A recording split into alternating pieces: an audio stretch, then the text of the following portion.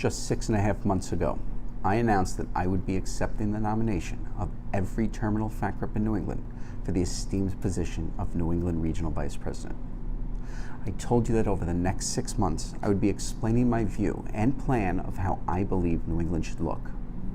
Here we are, June 25th, 2018. Today the polls open and you get to cast a vote on which vision of New England you believe creates our best chance to be successful. Let me start out by saying this. I think that regardless of how this election goes, everyone should stand and applaud the job Mike has done over the last 12 years. He has earned that. However, things have been said accusing this campaign as some form of hostile takeover of this region. Brothers and sisters of New England, this is no revolution. This is an evolution into a better, more productive, more inclusive tomorrow. I'd like to highlight the differences in the two campaigns to help you make a better decision of what works for you, the voting members of New England. We've made our views readily available to everyone with our over 25 videos up on all of our websites and social media pages. Let's start with accountability. Our leadership through We View has a "We will come to you" mantra. We've pledged to be in your buildings at least once per pay period. Our opponent stresses his "Call me if you need me" mantra. Being in your buildings allows us to listen to you. This enables you to have your viewpoints heard, to enable me to make a better decision representing you on the National Executive Board. It also allows you to hold me and my team accountable for the decisions I make. Constantly being in buildings helps us to mentor the newer generation of fact reps and give you, the member, every chance to be better represented. The mid-level facilities often have younger, less experienced fact reps who do not know what they do not know. It's our job, the NATCA New England leadership, to ensure these fact reps are well versed in not only the contract, but also how to be a productive fact rep. In my leadership video, I laid out a structure. I showed a multi-tiered structure that will allow for arguments and positions to be vetted through different leaders. Currently, you have the same people with the same perspective, working cases with the same counterparts at all levels. Is there any wonder your grievance is withdrawn when it's not resolved at the facility level? This will change.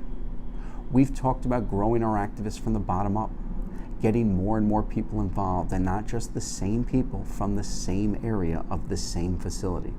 As we've said, the next Paul Rinaldi or Trish Gilbert could be sitting in any one of our buildings. Our opponent has stated, we've looked for them, they aren't out there. We obviously disagree. We will grow the pool of qualified candidates working under our great leaders that we can choose from when a vacancy pops up. A vacancy is not the time to start mentoring. We will provide you with regular updates with what we are doing, what our team is doing, and what you are to expect in the near future. Our opponent has endorsed this mantra, as you have started to see him begin to update New England regularly since this campaign started.